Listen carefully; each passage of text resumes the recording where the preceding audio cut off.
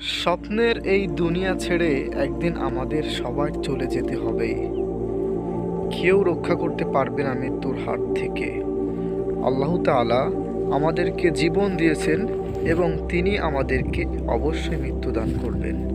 আর এই জীবন দেওয়ার অর্থ এবং মৃত্যু দেওয়ার অর্থ হচ্ছে মহান আল্লাহ তাআলা মানুষকে পরীক্ষার জন্য কে ভালো কাজ করে আর কে খারাপ কাজ করে এটার জন্য আল্লাহ তাআলা পৃথিবীতে মানব জাতিকে পাঠিয়েছেন।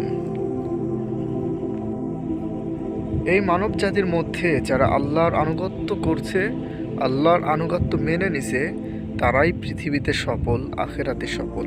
আর যে ব্যক্তি শয়তানের অনুসরণ করেছে এবং আল্লাহর অবাধ্যতায় জীবনযাপন করেছে, সেই পৃথিবীতে একজন ব্যর্থ মানুষ, সে কখনোই সফল হতে পারবে না।